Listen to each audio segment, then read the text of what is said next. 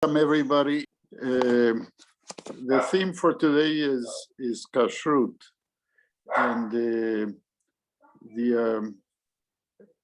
way of eating, which is an interesting subject because as one of or the oldest monotheistic religion, Judaism established the laws of Kashrut in certain detail. The Torah describes them in a I would say in a primitive way, and then rabbinic legislation embellished it and made it way more complicated. But there are certain values in the way people eat, and Jews have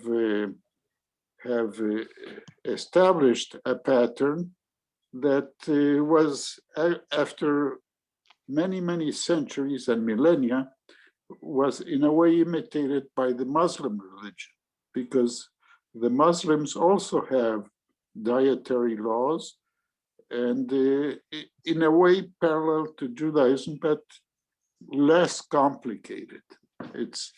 So whatever is kosher for the Jews is kosher for the Muslims, but not the other way around. But let me ask you first. So we want to make this a type of a dialogue and not a monologue. Why do you think religious distinctions in the way we eat are important, or are they? Or what's the meaning behind having a kosher diet? Is there something that comes to mind? Some are in the readings that you have, some are mentioned there. So if you want to unmute yourself, please do. And so I think it just, it takes something really ordinary that you do every day and elevates it, and makes you more mindful of how you're doing it and why you're doing it. yes, very good. In contradistinction to what group in the world? Not humans. I think there are several levels of distinguishing the Jews in the way we eat from other living things. First of all, humans. Other humans don't observe these laws, so an observant Jew is different. It establishes certain pattern of differentiation, and but then there is also a differentiation between humans and animals. See, when we feed the dog, as soon as you put the food on the bowl, the dog gulps it, right? He doesn't say a bracha, a blessing, before or after, or thanks anybody, probably the master only. But it's an animal instinct. And we as animals have to eat just like other animals in order to survive. But a human can elevate the act of eating into a holy experience. So food is something we need as animals, mammals, whatever you want to call ourselves. But we humanize it by making a distinction. We don't eat from everything that is in front of us. We don't indiscriminately. We have certain pattern of living, and that makes us different from the animal world. And it's the same with sexual relations. But we'll talk about that because that's another topic that I'm going to be talking in a few weeks. And so, first of all, we have that distinction that makes us human. We humanize the act of survival by eating. And secondly, it makes us different from other groups of human beings. So as Jews, we may be proud of being Jews or confident about being Jews, and we assert our differentiations. Of this we lead, of this we won't. And it happens to be an arbitrary selection of what is allowed and what is not allowed. It makes no sense. Why couldn't we eat other animals that are forbidden? But this is what the Torah says. This is the custom. This is the legacy that's been passed down for generations. And this is how a Jew eats. And there may be other explanations to it, but we do it in order to be different. That's in your selections what Mordechai Kaplan says. It's one way in which a Jew does things differently from others, and that's why we are different. So in America and in other Western countries, there are sections, or whenever there is a kosher product, it's listed. So it makes it easier for an observant family to choose. But there are other reasons. What do you think Maimonides said about it? Maimonides, who was probably one of the most renowned Jewish scholars and philosophers of all ages, who flourished in the 12th century. What does he say? Yes, Johan, you want to say so? Well, knowing Maimonides as like a rational thinker, I know he tried to attribute rational motives to the laws of Kashrut. So, there's like the humanitarian aspect of not mixing meat and dairy, which is derived from do not boil a kid in its mother's milk is one part of it. There's also laws you can steal an egg from a bird's nest, but the mother can't be there, I think is how you put it. Yeah. And also there's separation. I know like in Judaism, separation between what is holy and profane is very important. We have Havdalah to separate between profane and holy time. It would make sense to have a separation between like holy permitted foods and non-holy permitted foods. We say a bracha over every food item to redeem it because it's technically still God's property. So the principle of separation between holy and profane is, I think, very important. Yeah, but thank you very much. That's very accurate. But Maimonides was also a physician, if you know. At the end of his life, when I'll tell you a little vignette about Maimonides. Maimonides came from a long line of great scholars in Spain, in the city of Cordova. His father, Maimon, that's why he's called Maimonides, son of Maimon, was the chief rabbi in this city of Cordova in Spain before him, and his ancestors continued. But what happened during the early days of Moses Maimonides, our scholar, by the time he was bar mitzvah, a great invasion by fanatic Muslims came into the southern part of Spain, the Almohades, and attempted to convert everybody to Islam. You either could flee, move, convert, or be killed. But the Maimonides family, we don't know exactly what they did. They might have converted outwardly. They crossed their fingers behind their back And the conversion was just saying a formula that Allahu Akbar, God is great, and Muhammad Rasulullah, and Muhammad is the envoy of God, or the prophet of God. And that was it. So, because he wrote later on, excuse me, 1 second. Hi, hello. I'm giving a class. Can I call you after 12? Okay, bye-bye. So in 1148, this invasion occurred, and the Maimonides had to flee. Eventually, they went to North Africa, to the city of Fez, and later on to Cairo, to the outskirts of the capital of Egypt, in the little town or suburb of Fustat. And Maimonides had a brother who was in business and was a successful businessman.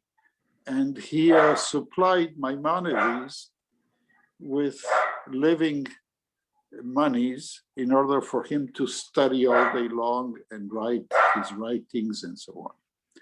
But then all of a sudden, the brother who was in one of his travels by sea died when the ship sunk.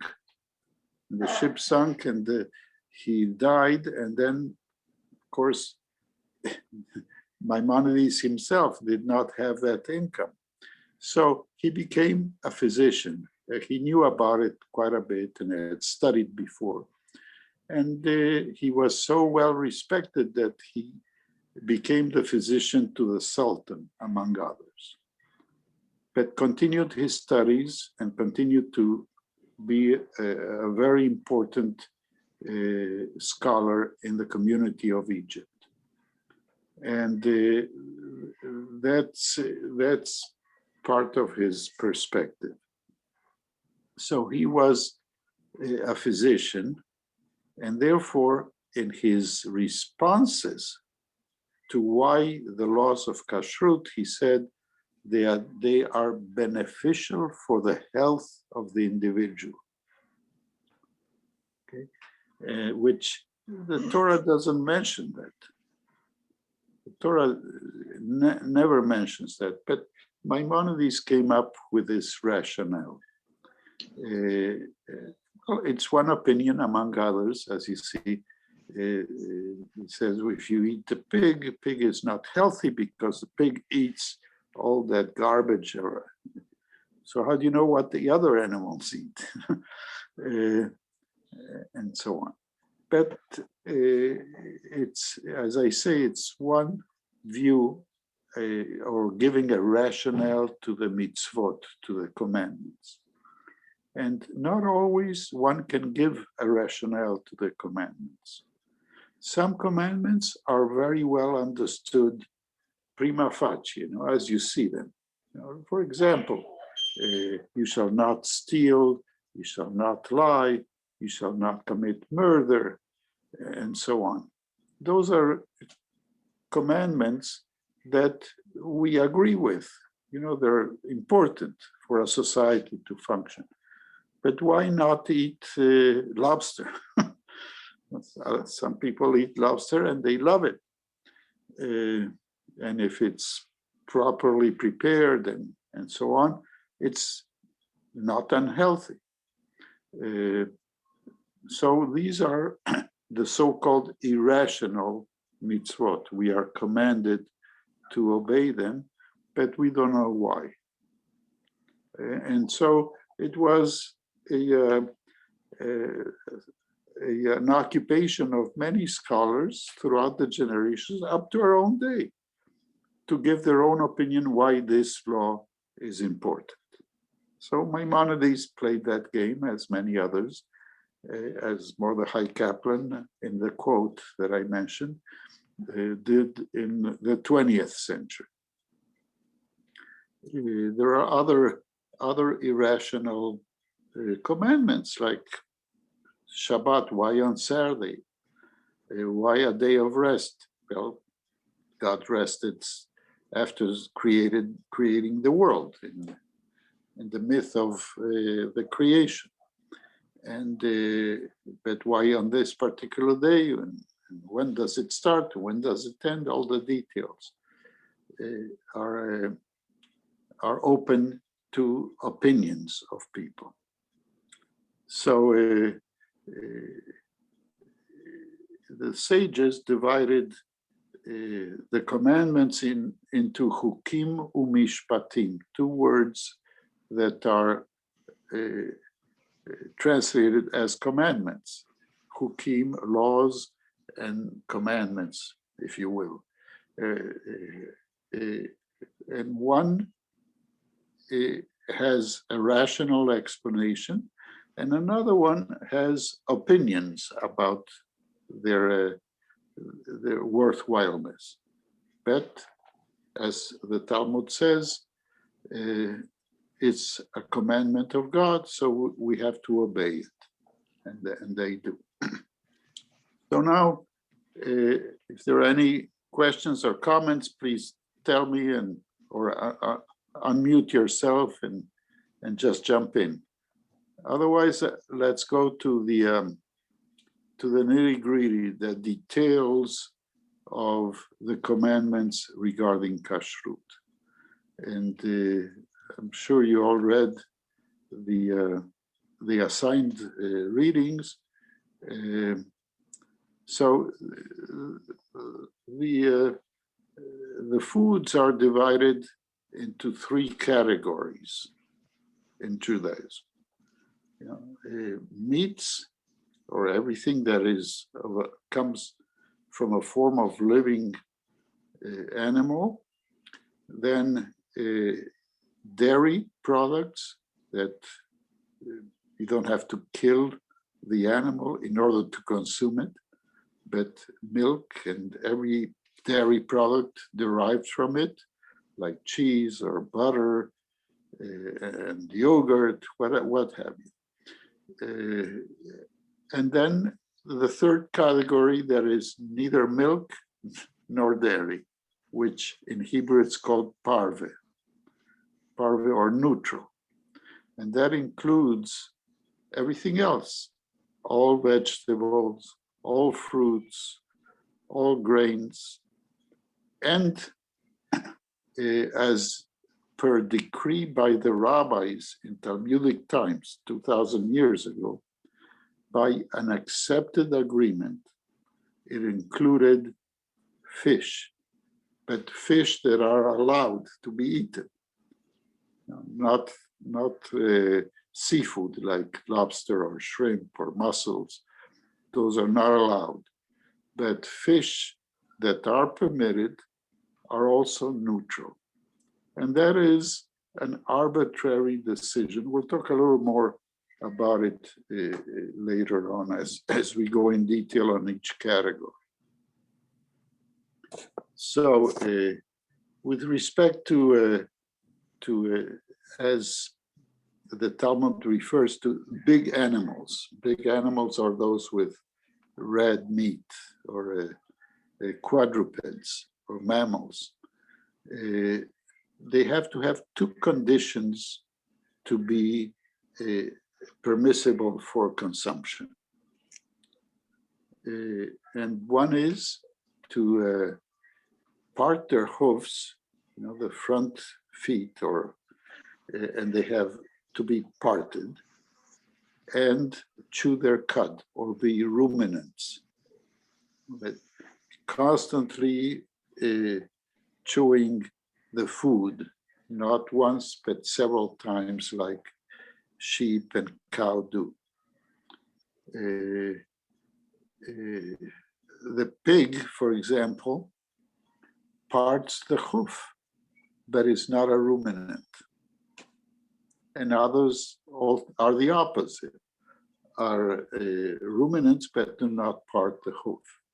So they have to have the two conditions in order to be allowed. Also, there's a second category among permissible meats, and that is that of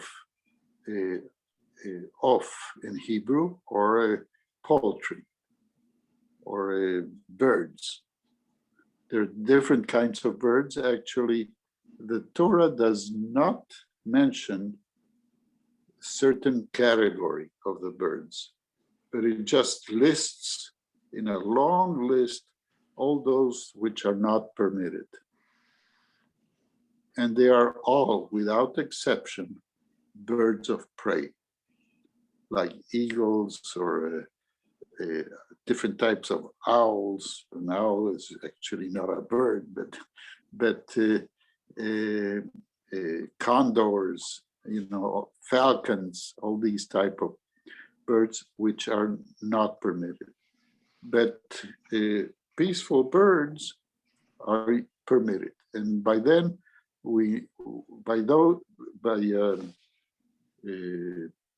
consensus again, they are the chicken and duck and geese and so on.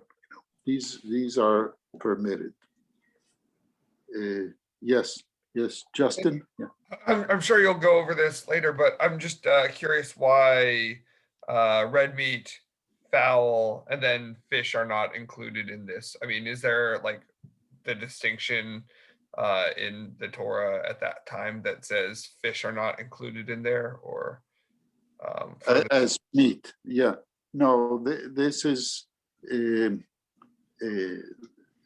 rabbis, and when I say the rabbis, I refer to that generation or generations or leaders in Israel after the second temple was destroyed.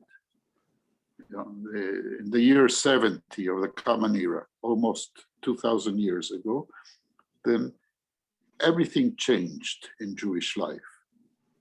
There were no more kings in Israel. There were no more Kohanim or priests or head priest or chief priest that led all the offerings in the temple in Jerusalem, because there was no more temple. So worship now was through prayer, completely through prayer. Prayer existed before to some extent, but they had to make a lot of innovations. were maybe fowl able to be sacrificed while fish would not be able to be sacrificed? Is that a possibility on why that distinction? Could be a possibility. We don't have any reference to that. But since the rabbis became the new leaders, they posited a new type of Judaism, not based on the cult in the temple in Jerusalem, but based on institutions and a set of mitzvot or commandments that the Jews were to follow in minute detail. So basically, they composed out of their studies a way of life for the whole people without a temple. Some like to call it, and myself too, they established a portable Torah. Now you could be a Jew everywhere else and fulfilling the commandments and staying close to the community. And they established the laws of Kashrut as became known from there on. And among the things they had to establish was these categories that I mentioned at the beginning: allowed meats, allowed dairy products, and the category of neutral. That means products that you can eat either with a dairy meal or with a meat meal. And regarding fish, the consensus was that it was parv was neutral. But regarding fowl, there was a controversy, because in the northern provinces, what we call the Galil is up to today, we call the northern part of Israel the Galilee, or Galil in Hebrew. Rabbi Yossi Agalili, Rabbi Yossi the Galilean, that's how he's known in the Talmud. He said in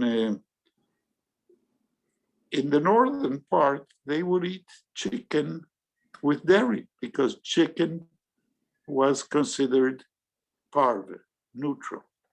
So they could have chicken parmigiana.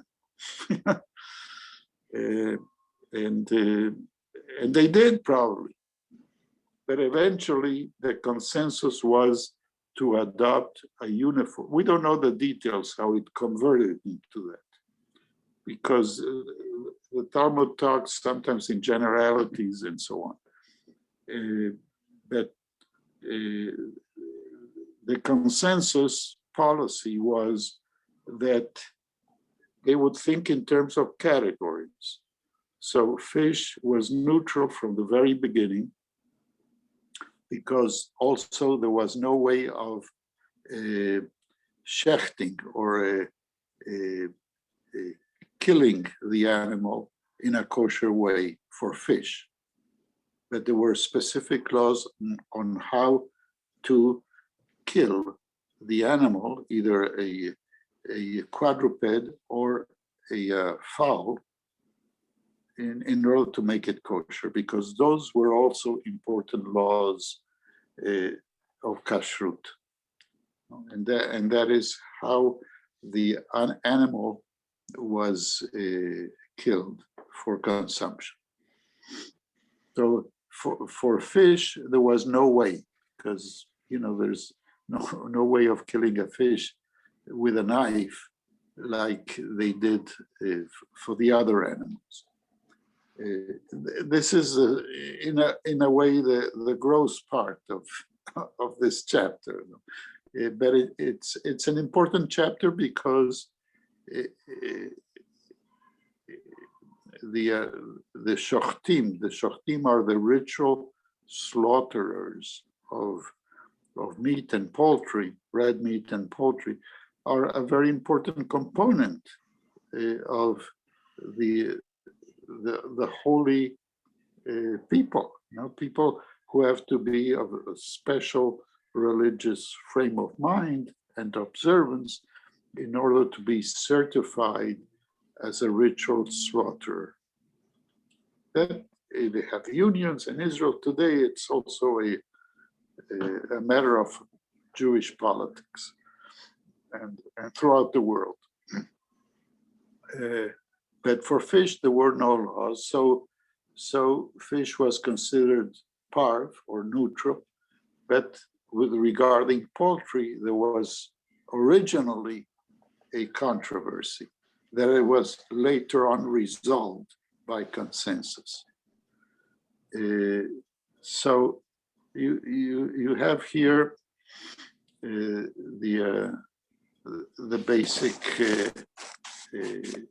rulings of Kashrut, the division on which in each category which products are kosher and which are not, and then there's also the ritual aspect on how the animals are slaughtered. We think that the kashrut way or the kosher way of slaughtering big animals is less harmful or painful to the animal, and that's why it's adopted. The knife has to be a kosher knife. They call it in Hebrew a chalef, and it has to be impeccably sharp without any harsh aspects to the blade. It has to be very smooth. And the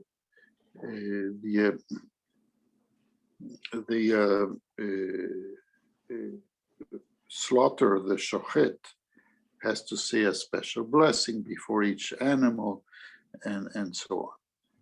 We think it's less painful. In my opinion, it is painful to the enemy as it is. Anyway, it's painful. I mean, you're taking a life in order to provide for food. That's one aspect of eating other animals. But it's also part of the laws of nature. You know, some animals eat other animals, and the second category eats other animals, and some eat vegetables or grass and so on. So it's a whole process in the world. It's a natural process, and what humans do in order to eat is what other mammals do in order to eat. They kill other animals and so on. By the way, there's an interesting quote. I don't know if it's 100% true, but say outside of fish, humans are the other animal that kill their own because of wars and murders and so on. Usually in the animal world, animals would attack other types of animals, but not their own. Okay, so with respect to fish, which is a neutral type of animal, there are also laws regarding its kashrut, whether it's kosher or not. And there are two definite important aspects of a fish in order to be kosher. It has to have scales and fins.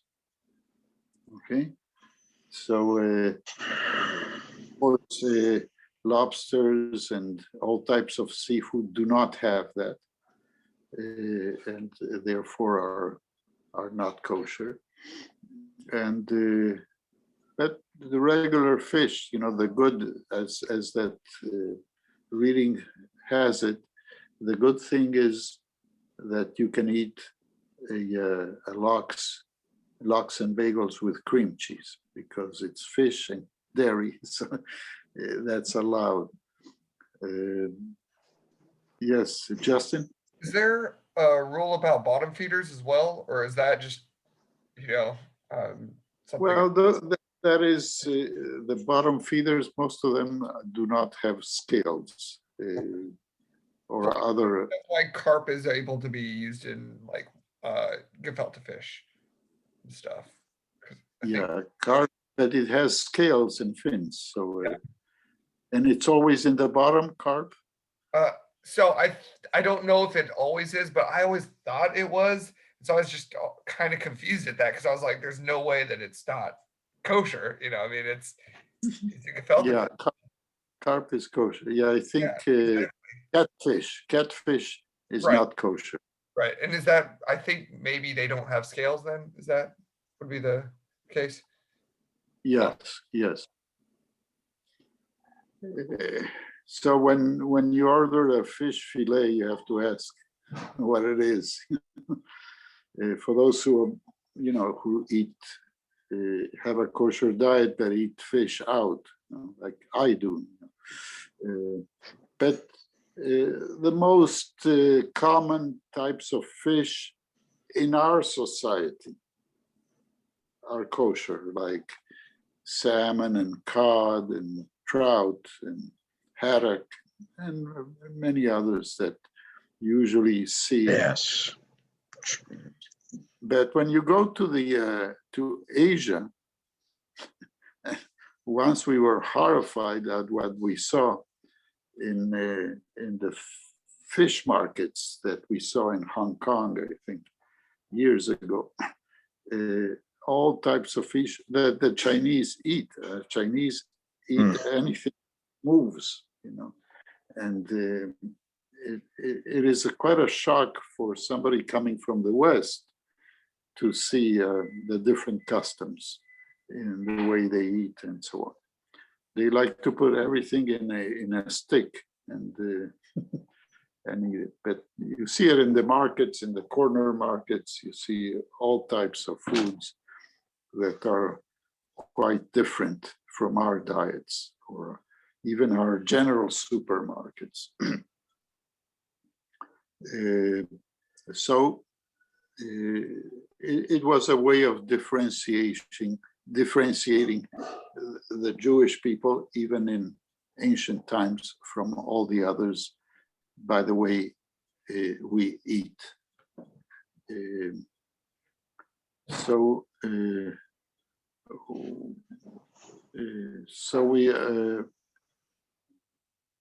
we discussed all the categories.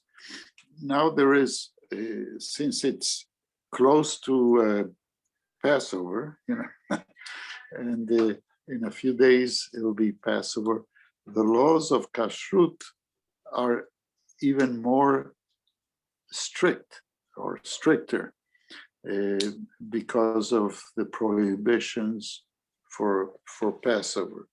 So it's interesting that a fully observant person would have two sets of dishes, or dishes for dairy and dishes for meat. And of course, they could eat the neutral things in any of these dishes, as long as you don't mix them around or mix with the other categories, meat and dairy. The prohibition for meat and dairy, that's the one thing I forgot. Prohibition of meat and dairy is derived from one verse that is repeated 3 times in the Torah. Lo tevashel gedi bechelev imo. You shall not boil the kid in its mother's milk.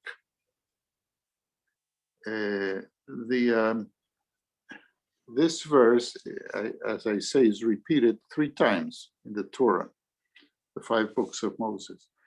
And the derivations are formidable, because I would liken this verse very much to the verse that says, do not remove the eggs from the nest when the mother bird is present, because that is cruel. Okay, so, but you can remove them when the mother is not there. Or you can remove the mother, but not the eggs at the same time. And yeah, 1 second. And so I would liken the verse about not boiling the kid in the the mother's milk along the verse about the bird and the eggs, the mother bird and the eggs, in order not to mix the mother with the kid in the same. But the rabbis, again, it's an arbitrary decision of the sages that from this verse came a huge legislation that prohibits consumption of milk and meat, even if one is the milk of a cow, a piece of cheese, and a piece of chicken, which obviously do not cross each other in real life. But they, out of a single example, they made a general ruling. And it was accepted, so it became the law by custom or by dictum. Eventually, it spread, and this is a very important principle in the laws of Kashrut. So not to mix those 2 things. And again, Maimonides would say it's healthy, it's good for your health not to mix these 2 things. Who knows? But my view is this is the custom, the minhag of the Jewish people, that it was taken as an halacha. Halacha is a law. The sages made the law, and it became accepted by consensus. So therefore, it exists.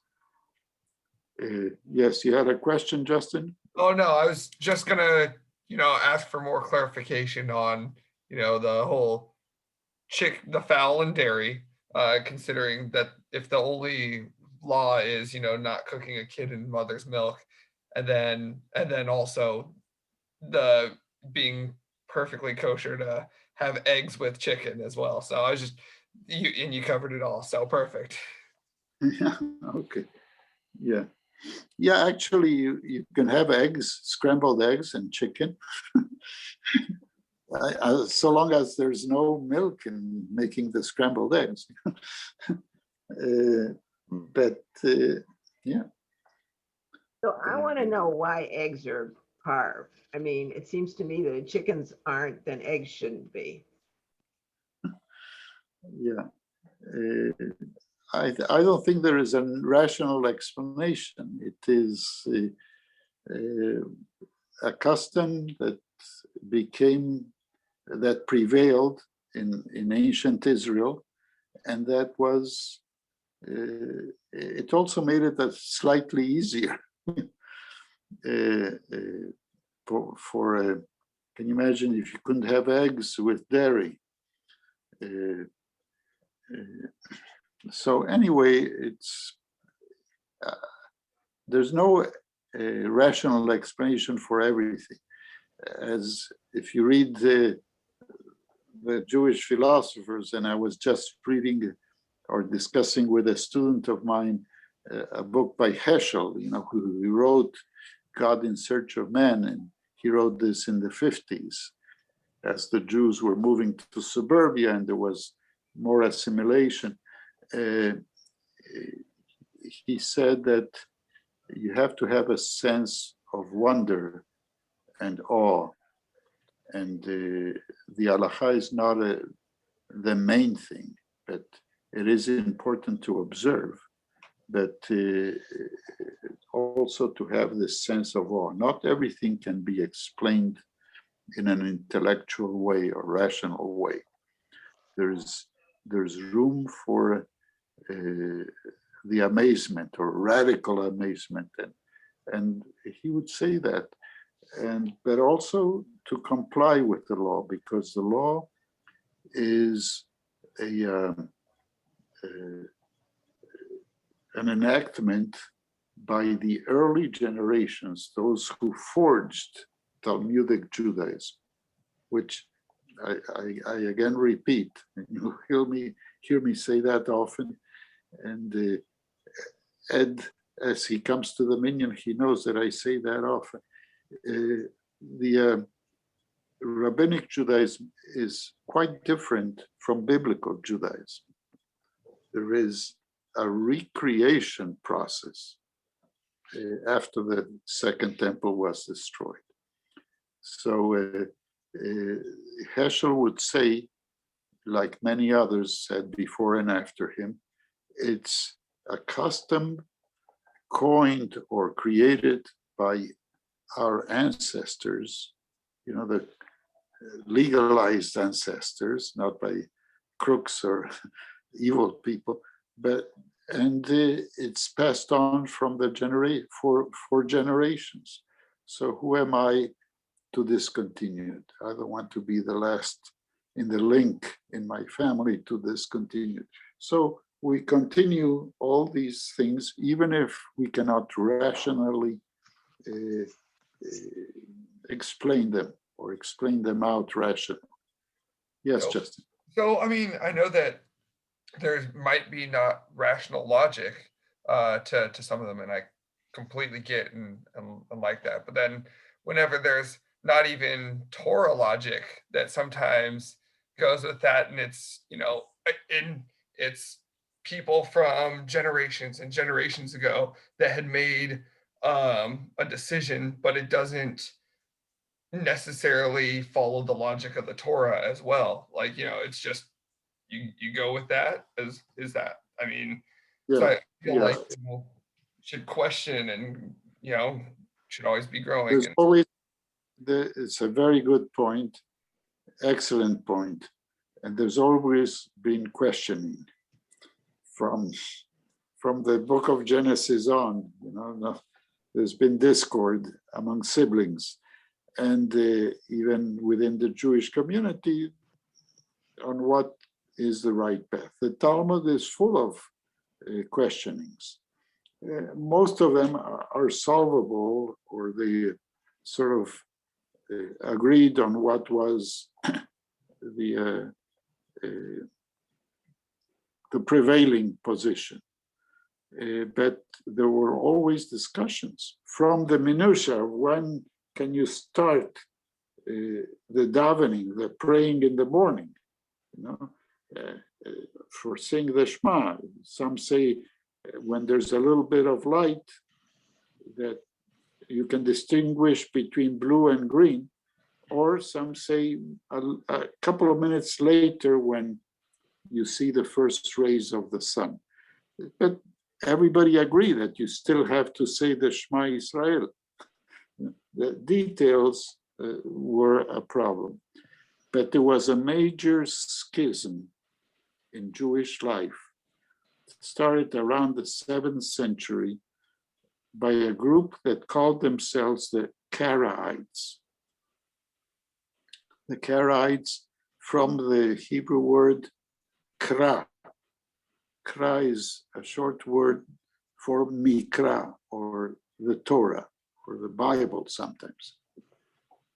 And they said, we will go back to the original, to the Torah for our laws, and not like those rabbis, the so-called rabbinites, who developed the whole system of legislation on their own, sometimes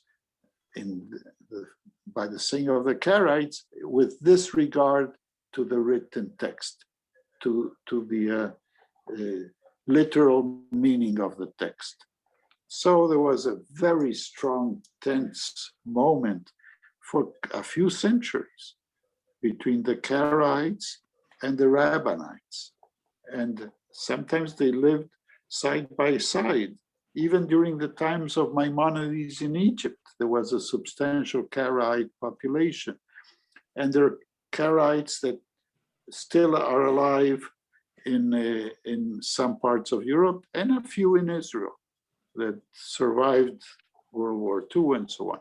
But I would put those in for comparative purposes, along with the different movements that were created in the modern period in Jewish history. After, say, the emancipation of the Jews in Europe and in America in the late 18th century. After the French Revolution, Jews became citizens, first in France, later on, a few generations later, in Italy and Germany and Britain, each one in a different way. It's an interesting phenomenon. But part of the consequence of emancipation was the creation of the modern movements in Judaism. First, the Reform Judaism, who did away with Jewish law, and they did not observe the laws of Kashrut and many others. And then an intermediate movement, which we now call the conservative Masorti movement, which has an approach to the law which is positive, but in a way makes it a little more tolerable. Okay, some of the strictures of Jewish law are removed. So that's why we have different levels of observance in many aspects of Jewish law, including Kashrut. So some families are fully observant. Some families have a fully observance at home and are more lax when they eat out. Sometimes they don't observe it when they eat out. Sometimes they are observant in the sense that they don't eat meat, but they would eat fish, which is kosher, or they would eat, say, parv things, even though they may be cooked in some pots and pans that were previously used for other purposes. We are aware of that, but are not cooked at the same time with other products that are not kosher. So these are different levels. You know, we think that in the spirit of Judaism, this is a good approach. But of course, it's all in the eyes of the beholder. You know, people have different ways of observing the laws and traditions, and Margaret, you wanted to ask something before? No. Okay, I'm sorry. Rabbi, I thought you, yes. I've heard a lot that a lot of these rabbinic laws, in terms of putting fences around the law, where they will, the laws, it might not be exact, you know, they take what's in the Torah and they try to embellish it so that you don't even get close to violating the law from the Torah. Right. Yes, yes. That is a very good point. And it's called in Hebrew, siag la Torah. Siag is a fence to the Torah. For example, they would wait a few more minutes after sunset to make Havdalah, you know, just to make sure it's dark enough. So another 5 or 10 minutes, and then you can write, or you can do whatever you're not supposed to do on Shabbat. And in many other aspects, for example, you shouldn't have money on your pockets on Shabbat, though you may have a handkerchief on, or if there is an eruv, you know, you're allowed to move within a certain neighborhood because there is a so-called imaginary fence around it, so you can carry within those limits. You shouldn't have money, because what if you stop by a kiosk and want to buy a piece of chocolate and you forget it's Shabbat? You know, so in order to make that fence, they said you shouldn't have money in your pockets. Though it could be allowed, because money is neutral. Money is not work. You know, it's just like anything else, like your watch, maybe. Actually, in the 70s, so I'm talking way back, many rabbis in New York, because there was so much street crime, you know, and people would go to the synagogue on Friday night and in the winter, and then they come back home and it's dark, and these were elderly people walking maybe 1 or 2 at a time, and so the people would assault them, and if they didn't have anything to give them, they would shoot them or hit them, because they want. So they said, maybe you can, for the sake of preserving your health, you're allowed to have a $10 or $20 bill in your pocket when you come to services on Friday. If somebody assaults you, you give them the cash and they won't hit you. So I don't think it was fully allowed, but I think people did it just to, in case there was an incident, they would at least have the benefit of some protection. Now, I started to speak about Passover, and then I went back to clarify some other aspects. But on Passover, like Ruby is there, there are so many different customs. Ruby follows the Sephardic and Mizrahi minhag, or custom of Sephardim and other Oriental Jews, like the Persian Jews and the Yemenite Jews, in which they don't follow the prohibition of the Ashkenazi regarding rice and kitniot, or legumes. The Ashkenazi tradition is those foods are not allowed during the whole 8 days of Passover.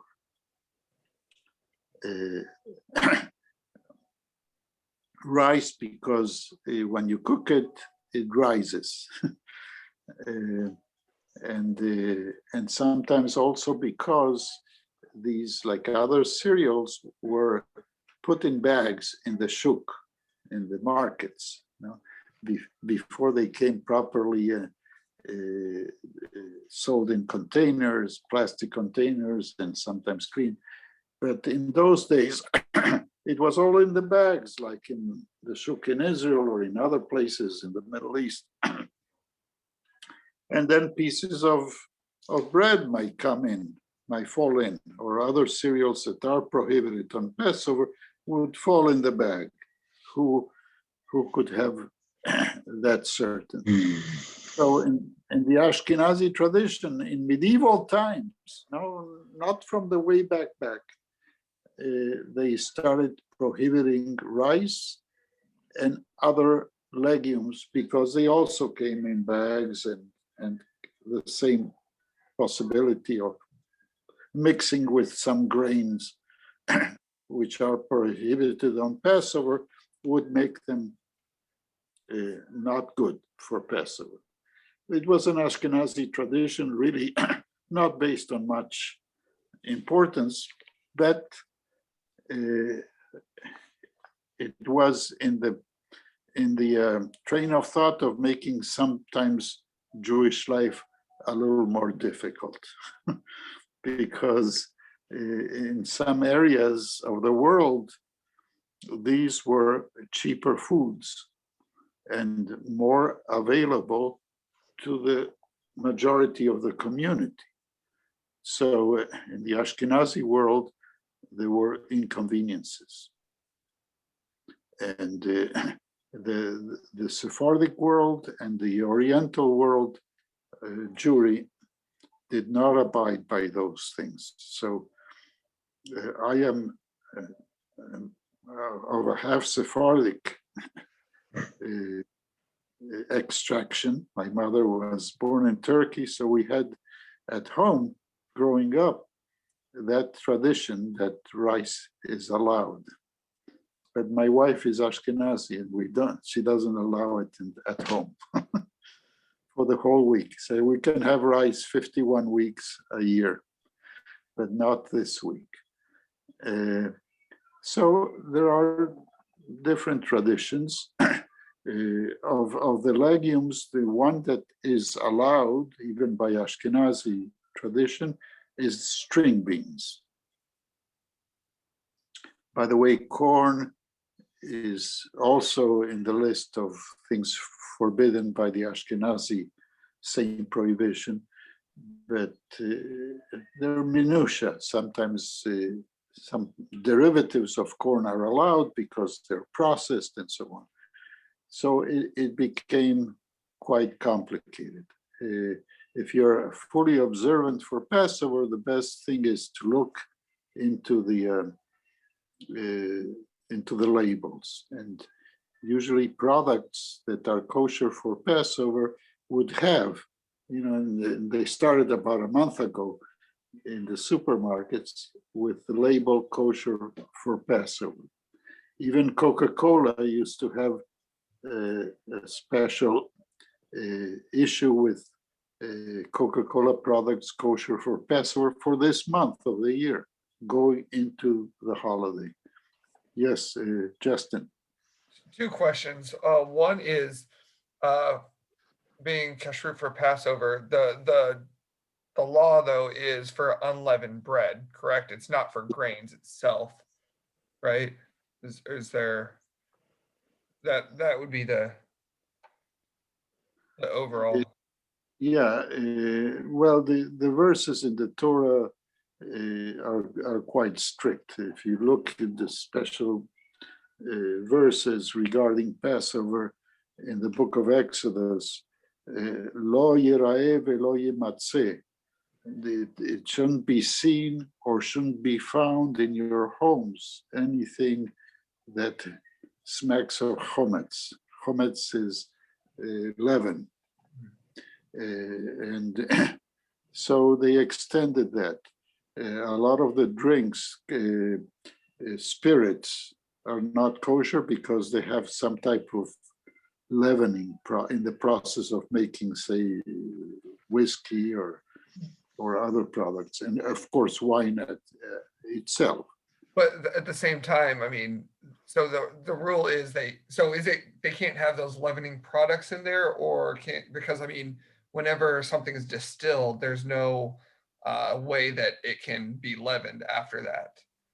It's been completely taken down to a base coat that wouldn't be able to leaven. So just curious. Yes, but in the process it ferments, right? Mm-hmm. So the spirits have to ferment in order to have that alcohol in them. So this is the process that makes them chametz. Okay. But if So the rule is fermenting, not leavening. Is that, or? Well, it's a good question, because regarding wine, if it's controlled, then it is allowed. Okay. But not. I think the process with spirits is different. Okay. With wine, it has to be kosher because in a winery, people might have lunch in a room and had a sandwich, and then a little grain of something might have been mixed with the product. So that's why kosher wineries are kosher for Passover all year round. So when you buy kosher wine, it will say it's kosher for Pesach, even if you buy it in the middle of the summer. You know, it's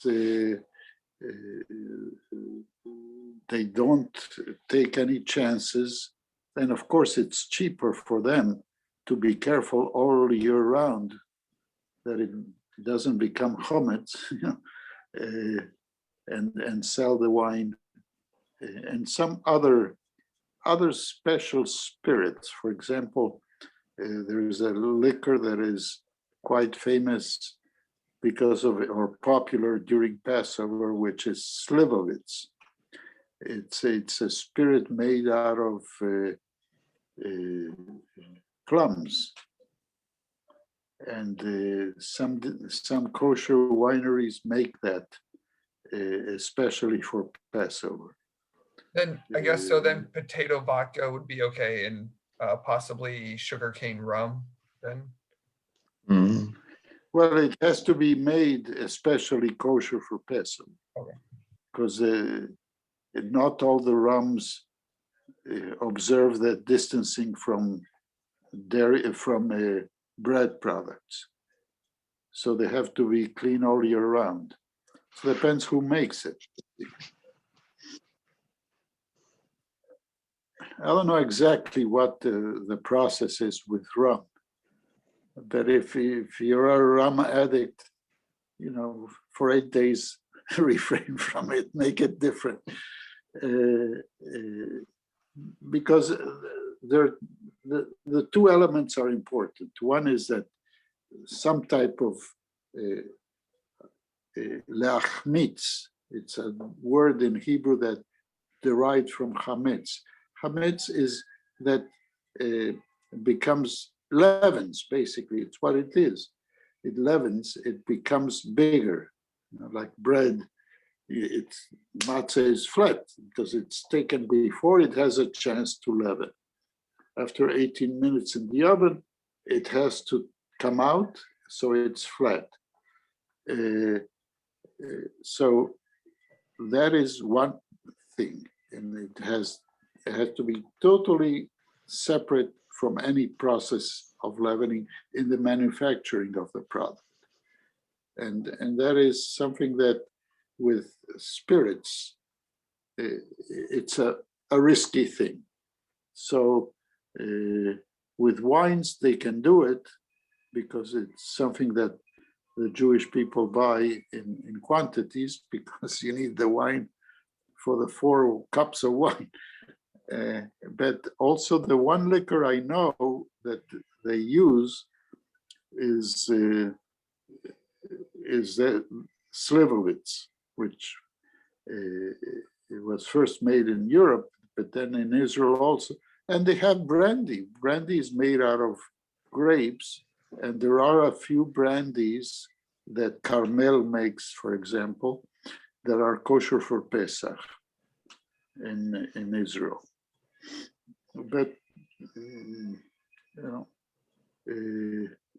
I think in the process of making whiskey, you cannot find a way to have it kosher for Pesach because the process of leavening is part of the making of that particular drink. My other question was, commercial matzah is a fairly modern thing that we do. So what did Jews in the ancient times do for matzah? Would they make it all before Passover, or would they would, right? yes. Okay. Yeah, they would make it the day before Passover, and they usually in the town or in the area they would organize themselves to bake the matzot either the day before the Seder or shortly before that, in order to be preserved. In many of the traditional Sephardic communities, it was done on the eve. This year it's a special year because the first Seder is Saturday night. So what do you do on Shabbat? Shabbat, you're also limited in you cannot cook on Shabbat. So how are you going to prepare the food for the first Seder? So anyway, people find their way of doing it or adjusting to the law. But it's usually the most difficult situation for such a festive dinner on a Saturday night, and the day before is Shabbat. So many Jews would cook the basic parts of the meal for Saturday night. They would cook it before Shabbat starts on Friday afternoon, and then put it in a refrigerator and then warm it up or end the process of cooking while people are reading the Agada. So, people have to use their wits for that. But in the Sephardic world, in the old world especially, they would do that on the eve, bake the matzot. There is this concept of shmura matzah. The Hasidim do it, but also Orthodox communities do that. Shmura matzah. Shmura means shomer. They watched, especially watched matzah, not in the machines, in the industrial production of those boxes that we all have, but in the individual ovens. And it's usually around matzah, a little bigger than those quadrangular that we buy in the boxes. And it's a little bigger, and it's also a little more burnt. And I know the Lubavitchers distributed to their benefactors these shmura matzahs throughout the world, and others. I mean, you can get it, I suppose. There's also the concept of fortified matzot, with eggs involved and so on, to make it more palatable, some with sugar and so on. And most authorities dissuade of using them for the Seder.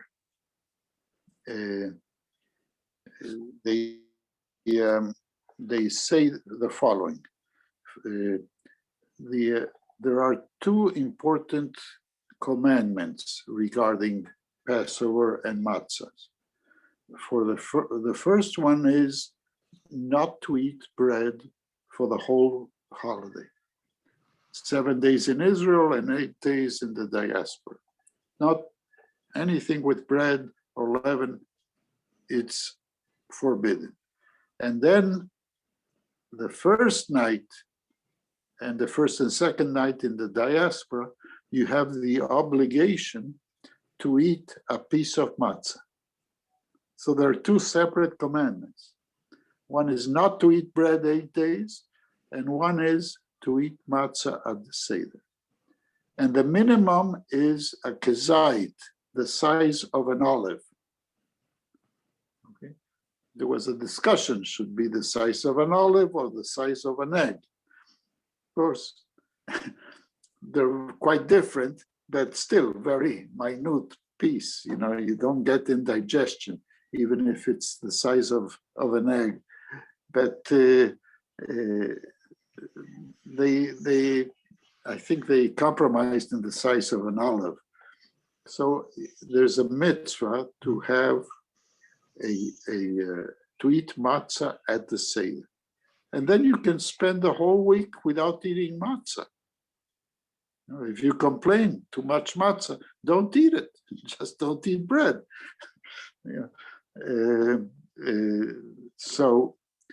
And that's why in the best part of the Seder, which is when you eat the matzah, because then comes the meal, you have to have 2 pieces of matzah. One, to say the Amotzi Lechem Min Haaretz, the regular blessing for bread, which goes first, and then for the mitzvah of eating matzah, the second. So you say 2 blessings, and then you eat 2 pieces of matzah. And that's the reason for that. Because of a meal with bread, and matzah is a type of bread, unleavened, but bread still. When you eat the matzah all week long, you don't say a blessing over eating matzah. You say the blessing over bread. So only the mitzvah of fulfilling the mitzvah of eating matzah, it's at the Seder. First and second night in the diaspora, in Israel only once. So what about the afikomen?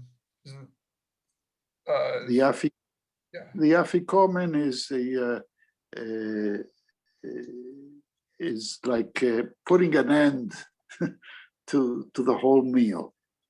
But is it not required then, or is that just a fun way to? Yeah, it's a custom that became a requirement. It has no blessing, it's just you have a saying that this is the end of the Seder. But I'll tell you one thing, because people would linger after the Seder and they have some nuts and some maybe a little wine, but this is halas, here you finish the Seder, and but the Sephardim, especially those from Turkey and Greece, they would have a café turki, a Turkish cup of coffee after that. Like in the good European tradition, that at the end of a nice meal, you have a cup of coffee. And the Turks or Sephardic Jews from Turkey call it Turkish coffee. But don't say that you want a Turkish coffee at a Greek restaurant. You call it Greek coffee, which is the same. But the Sephardic were quite civilized, and they ended a nice meal with a sip of strong coffee. Not like in America, that the coffee is diluted. And I see my friend Charles, who lived live a long time in Central America, and he knows what good coffee is. That's for sure. We call it here an espresso. A good espresso is good coffee. Even in some places, you can get a good espresso in Chicago. And coffee has to be kosher for Passover as well. Am I correct? No. Okay.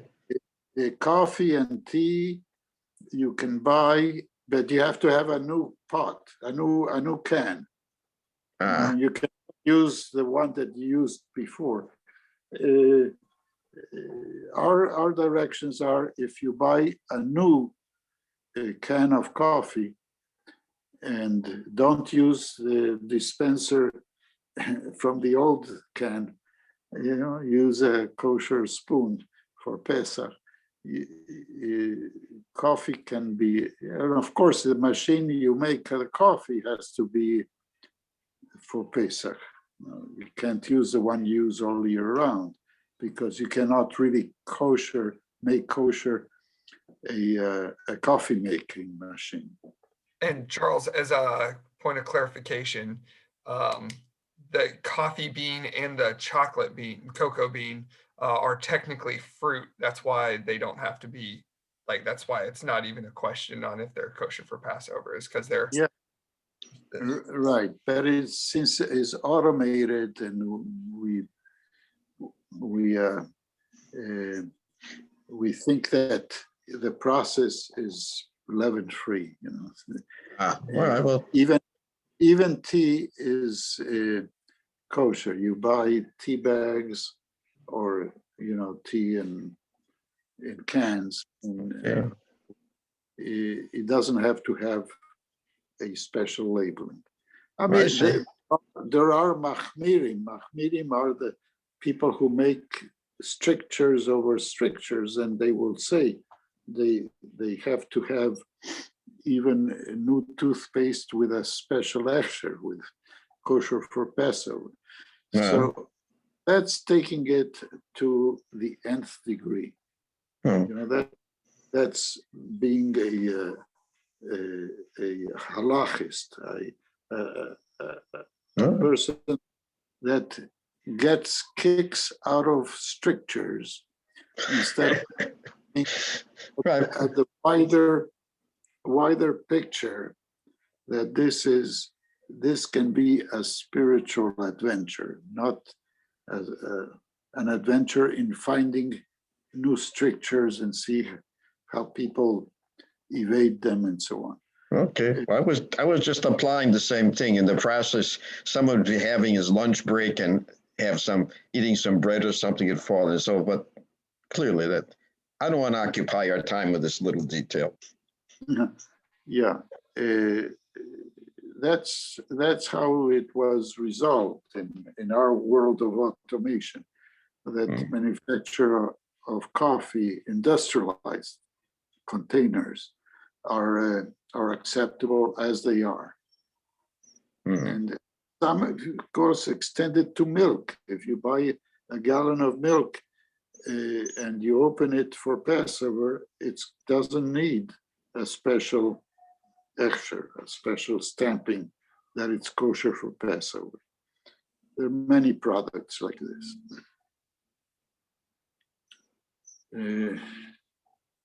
Okay, so are there any questions from, I see, Ruby, what are you saying? Can you tell it? Oh, she's unmuted. She's writing. Oh, no mic, no mic. She said changed over the entire house, including toothpaste, when I became very observant. I think I am Okay. still paying off the bills for all of that. Okay. Yeah, well, if you start a new toothpaste container, that's enough. Or some people like to have, of course, a new toothbrush also, because that. I have a question. Yes. I can't eat wheat. So I want to know what blessing you would say over my bread, which doesn't have wheat in it. Gluten-free bread that doesn't have any wheat Just in in it. general. Is it bread or is it not bread? Well, there are different blessings for different products. And this is in the general aspect of Kashrut, which is applicable to this session. If it's with wheat, then the blessing is Amotzi lechem min haaretz. Baruch atah Adonai Eloheinu melech. And if it's with other grains, that's the punchline is Borei minei mezonot, who creates all types of foods with the implied grains. Oh, okay. So it's not Just grain, it's not bread then.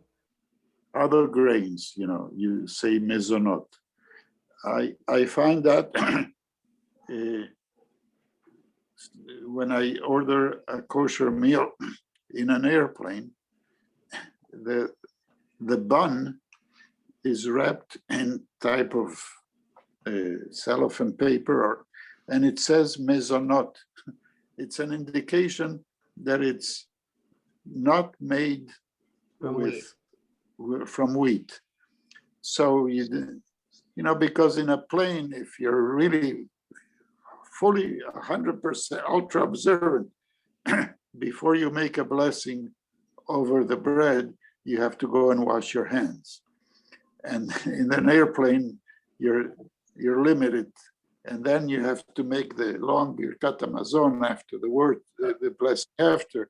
So for mezonot, for other grains, it's much simpler. So they make that. Also, for the karpas at the Passover Seder, which we do at the beginning, we dip a vegetable in salt water and then say the blessing. Borei pri ha'adama. The punchline is who creates the fruit of the earth. That means a vegetable that grows in the earth. Usually it's a parsley, or sometimes it's lettuce, but it could be a potato or a beet, anything that grows in the land. And the customs vary all over the world, because people used to use for the Seder plate what was common at home, what they could buy in the market. So sometimes the seasons are reversed, like in South America or South Africa, Australia. So, today there's commerce. You can have anything you want everywhere. But in the olden days, it was whatever you could get. And also, the final thing is the blessing for fruits is Borei pri ha'etz, who creates the fruit of the tree.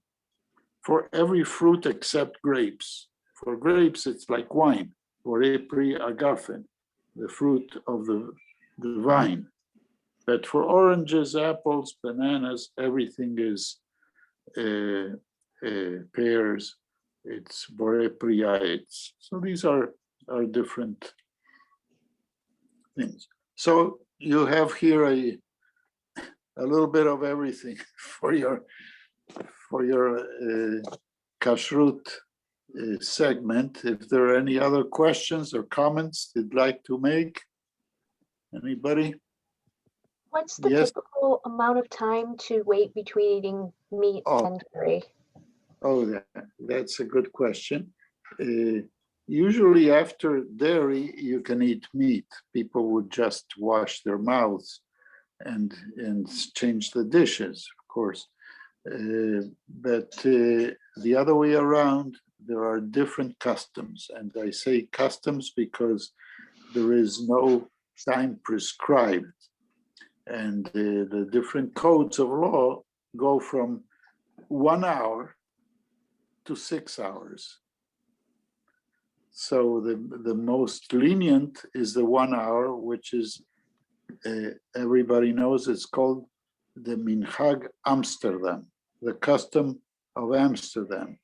For one reason or another, there they became, even the Orthodox rabbinate in Holland determined that 1 hour was enough. And then the super duper wait 6 hours, and more or less in the general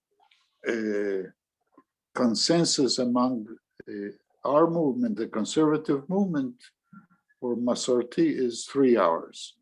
But people are lenient, you can always observe the most lenient, which is the Dutch custom, which is 1 hour. So some people would have a dinner and then have a Turkish coffee, and then 1 hour later have some ice cream for dessert. But you have to want to do that. Usually, in most cases, people don't mix the two types of products in the same evening. So these are customs, again, established by different communities, but mainly based on customs. All right, any other question? Yes, Justin. Well, I think Yochanan had one. Well, mine is only really relates to me. It's about I have a halachic question that I need to ask you, Rabbi. Can I wait till after class? It's really quick. So. Yeah. Oh, here's one second again. Hi, Phoebe. I'll call you in a few minutes. Okay, I'm just finishing up. Okay. Bye-bye. Yeah. So my question was just about hunting, with hunting in Jewish Kashrut law. I know that it's not really done, but whenever you go back into the Torah, there's, a couple famous hunters. So just curious if you wanted to. Yeah, hunting is not really a Jewish sport. Yeah. But there are many Jews who like to go fishing. I'll say the following, and you can get all types of answers, but sports fishing is allowed if you throw the fish back. It's just a sport. You give the fish a bad time for a few minutes, but then you throw the fish back. If it's for a livelihood, then it's allowed. You go fishing for food. Regarding hunting,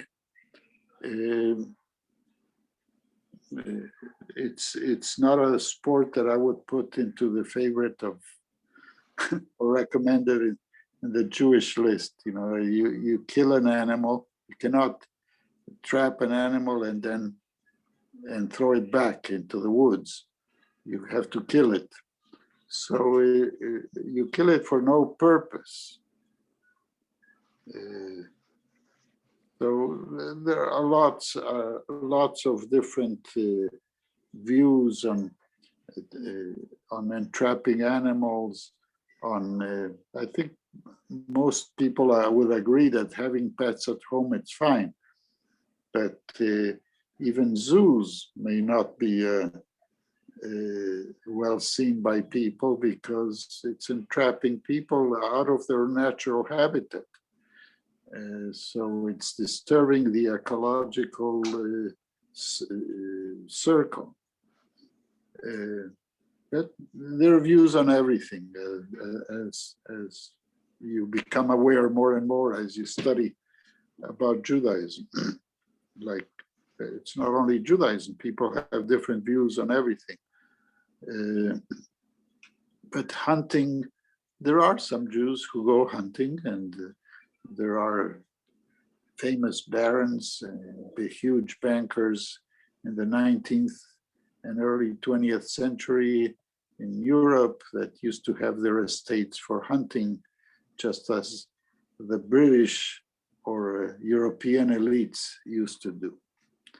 So when they arrived at that stage, they became like their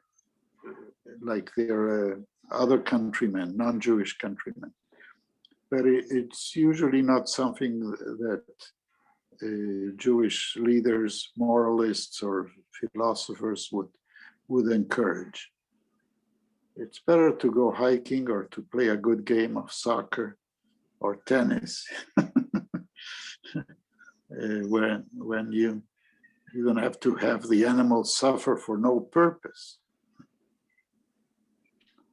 Okay, ladies and gentlemen, have a good week and happy Passover. Chag Sameach to everybody. And as the greeting is for Pesach, is Chag Sameach veKosher. Happy holiday and kosher one, because everybody knows that it's so difficult to keep kosher on Passover. I mean, much more difficult than during the rest of the year. So the greeting is Chag Sameach veKosher to everybody. Have a good day. Thank you. Bye. Very illuminating. Thank you very much. Rabbi Mirelman? Bye. Yes. Oh, sorry. I just had a quick question. So I know this is why I wanted to wait till the end of class. So I know the fast of the firstborn is Thursday. So I'm a Gior, but I do, and I wanted your halakhic opinion. I have a half sister. We share a biological mother. Am I obligated in fast of the firstborn then? No, I don't think a ger is on that. But you can always, the firstborn is by all types of Jews avoided. The fast is avoided by attending services that morning. Yeah. Or even virtual. So if you can connect at 8 in the morning. Yeah. Is the student, so like I know if I like participate in the end of like the finishing a Talmudic tractate, I had like a Suda, like a festive. Yes, right. So now, do I just get to eat the Suda and that's all I get to eat? Or do I get to eat the rest of the day besides? you can eat the rest of the day because once you cut the fast, it's cut. Okay. But don't eat too much if you're going to a Seder or you're going to have some type of big meal Saturday night. Yeah. Thank you very much, Rabbi. I appreciate it. Bye-bye. Have a good day.